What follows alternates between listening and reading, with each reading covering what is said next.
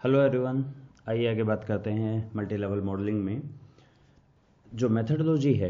इसके मैंने कुछ स्टेप्स लिखे थे यहाँ पे और आई होप ये काफ़ी कंफ्यूजिंग है। एक्चुअली जब हम अलग अलग बुक्स को रेफ़र करते हैं सबने एक अलग सा मेथड दिया है कि पहले आप ऐसे करें फिर ऐसे करें ऐसे करें। एक चीज़ तो सब में कॉमन है कि आप एक एक करके इंक्रीमेंट थोड़ा सा कॉम्प्लेक्सिटी बढ़ाएं और -2 लॉग लाइक्लीहुड को चेक करें। पर इसका मैंने एक कोशिश की, एक सिंपल मैं आपको मेथड बता सकूं। तो इसको 3 स्टेप के अंदर हम करेंगे। तो ये 3 स्टेप की प्रोसेस ऐसी है कि पहले स्टेप के अंदर तो हम काम करेंगे एज गुड एज रिग्रेशन की तरह। ये मल्टीपल रिग्रेशन ही है। आप चाहें तो मिक्स मेथड से कर लें, चाहे आप मल्टीपल रिग्रेशन के मेनू से कर लें। तो इसमें हमें चेक करना है इंटरसेप्ट और स्लोप को। और ये हम पिछले वीडियो में डिस्कस कर चुके कि मल्टी लेवल मेथड्स स्टार्ट होते हैं हमेशा मल्टीपल रिग्रेशन से, बाद में नेस्टिंग का कंसेप्ट यहाँ पर इंट्रोड्यूस किया जाता है। तो इसमें आपको क्या चेक करना है? तो 2 चीज़ें चेक करनी है। पहला कि इंटरसेप्ट का इफेक्ट सिग्निफिकेंट है या नहीं।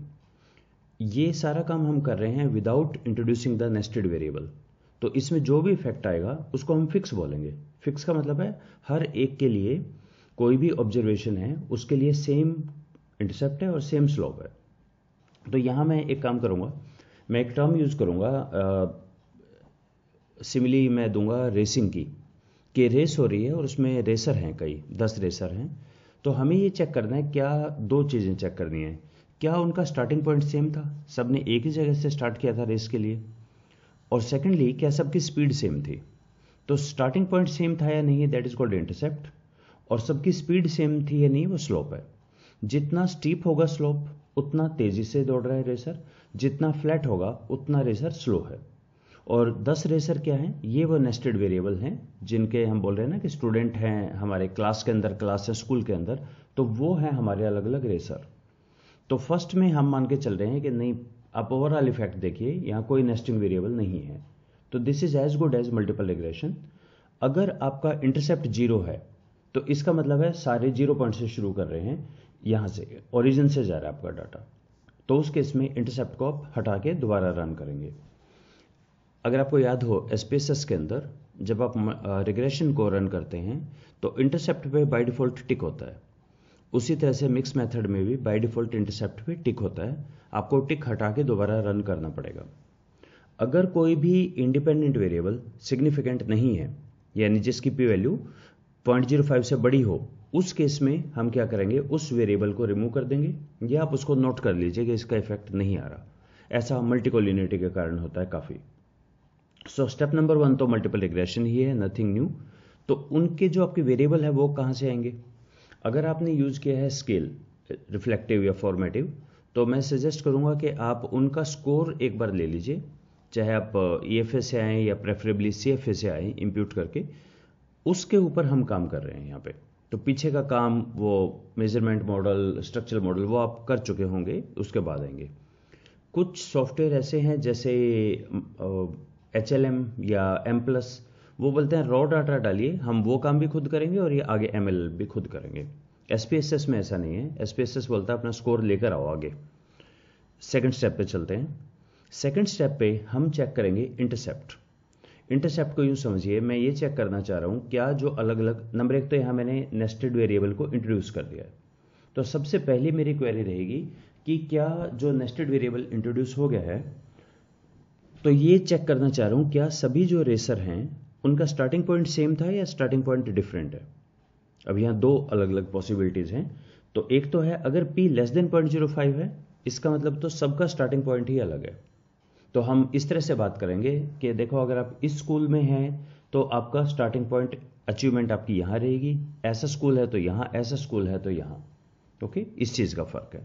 और सेकंड पॉइंट है अगर P ग्रेटर देन 0.05 है, इसका मतलब इंटरसेप्ट वेरी नहीं कर रहा है अलग अलग ग्रुप में और वो सेम है, यानी back to the previous one ही हम मान के चलेंगे कि इस पे तो कोई फर्क नहीं है, इंटरसेप्ट तो सारे ग्रुप्स का सेम है, स्टार्टिंग सबकी सेम है। तो अब आप देखिए, जो पेरेंट्स हैं जब अपने बच्चे का स्कूल में एडमिशन करवाते हैं वो कैसे देखते हैं कि एक तो ये स्कूल हैं जिनकी फ़ीस इतनी हाई है तो वहाँ इस तरह की कल्चर होगी, दूसरे ये मॉडरेट है, तीसरे ऐसे हैं।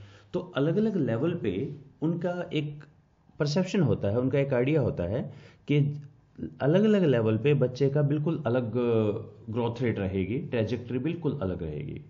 तो अगर p लेस देन 0.05 है, इसका मतलब आपका स्टार्टिंग पॉइंट ही सबका अलग अलग है, इंटरसेप्ट सबका अलग अलग है। बाकी अभी हमें ये नहीं पता कि सेम रहेगा, ये तो हमने मान लिया कि फिक्स स्लोप है, पीछे से आ रहे हैं ना, अभी सिर्फ इंटरसेप्ट चेक कर रहे हैं। स्लोप हम दोनों केस में मान रहे हैं सेम है, इंटरसेप्ट चेक कर रहा हूं मैं यहाँ सेकंड स्टेप में। फिर आता है थर्ड स्टेप, यहाँ 4 पॉसिबिलिटीज हैं। 4 पॉसिबिलिटी, 3 पॉसिबिलिटी है इसकी, रैंडम इंटरसेप्ट फिक्स स्लोप पे आगे 3 चीजें बनती हैं, इस पे आगे एक ही चीज बनती है। तो ये हमारी प्रोसेस एक्चुअली 1 2 का 4 होगी, पहले 1 था, यहाँ 2 है, थर्ड स्टेप में हमारे पास 4 हैं। 3 पॉसिबिलिटी हैं रैंडम इंटरसेप्ट के साथ और 1 पॉसिबिलिटी है फिक्स इंटरसेप्ट के साथ। यहां पे हम चेक करेंगे, नेस्टेड वेरिएबल तो है ही हमारा इंट्रोड्यूस्ड, अब हम चेक करेंगे random effect of slope. 4 possibility कौन कौन सी होगी? पहली है कि हमारा फिक्स इंटरसेप्ट है लेकिन p लेस आता है, तो इसका मतलब है स्लोप हमारा जो है वो अलग अलग है। तो स्टार्टिंग पॉइंट सबका सेम था लेकिन सबकी अपनी अपनी ट्रेजेक्ट्री है। सारा जो स्कूल थे हमने ABCD बनाए वो सारे सेम थे, लेकिन बाद में कोई सेक्शन तो बहुत तेजी से आगे चल रहा है, कोई काफी स्लो है। This is the point, starting same था, सबकी अलग अलग होगी। नेक्स्ट है रैंडम इंटरसेप्ट। अगर हमारा रैंडम इंटरसेप्ट है और ये निकल कर आता है कि p ग्रेटर देन है, यानी स्लोप नहीं वेरी कर रहे हैं, तो इसका मतलब ये है कि ठीक है, एक बार इनिशियली फर्क पड़ता है कि कहां पर है, अदरवाइज तो सबकी सेम है। तो ये जो बच्चों का एडमिशन लेते हैं स्कूल वाले, तो देखते हैं इनिशियल कैलिबर कहाँ है, इसको A सेक्शन में डालें या B में डालें, लेकिन बाद में उनको पता है कि वो सभी सेम स्पीड पे चलेंगे। हमारी मेथोडोलॉजी ऐसी है, सब बिल्कुल एक ही स्पीड पे चलते हैं बच्चे। That is the second point कि रैंडम इंटरसेप्ट है, स्टार्टिंग पॉइंट अलग अलग है लेकिन स्लोप सबका सेम है, उनकी जो वेरिएशन है, जो आगे चल रहे हैं, वो एक ही स्पीड पे चलेंगे। थर्ड आता है रैंडम इंटरसेप्ट के साथ थर्ड और फोर्थ, इन दोनों में क्या फर्क है? पहली चीज तो ये देखिए, दोनों में रैंडम इंटरसेप्ट तो है ही, स्टार्टिंग पॉइंट तो अलग है ही इनका, इनकी स्पीड भी अलग अलग है और दोनों में एक फर्क भी है। यहां पे इसको हम पढ़ेंगे कैसे? तो इनका हम एक नाम देंगे, रैंडम इंटरसेप्ट रैंडम स्लोप हैं दोनों, लेकिन इस केस में, फर्स्ट केस में, इसको बोलते हैं covariance between intercept and slope is positive. इस कंसेप्ट को ब्रिस्टल यूनिवर्सिटी के कोर्स में लिखा हुआ है फैनिंग आउट। अच्छा, इसको एक बार समझते हैं क्या मीनिंग हुआ इस बात का।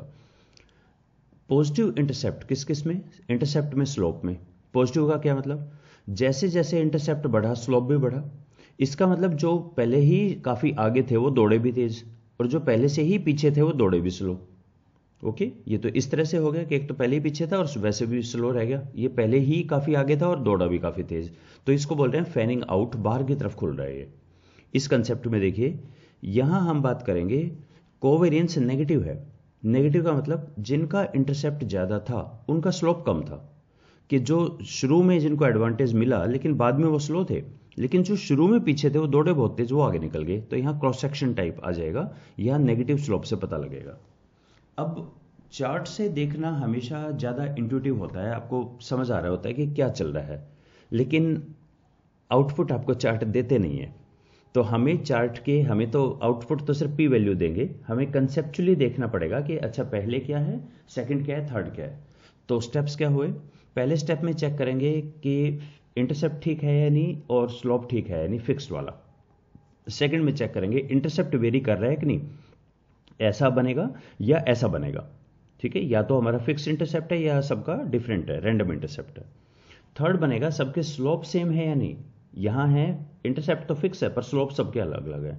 यहां क्या है, इंटरसेप्ट सबके डिफरेंट है पर स्लोप सेम है, और ये केस बने कि स्लोप भी डिफरेंट है और इंटरसेप्ट भी डिफरेंट है।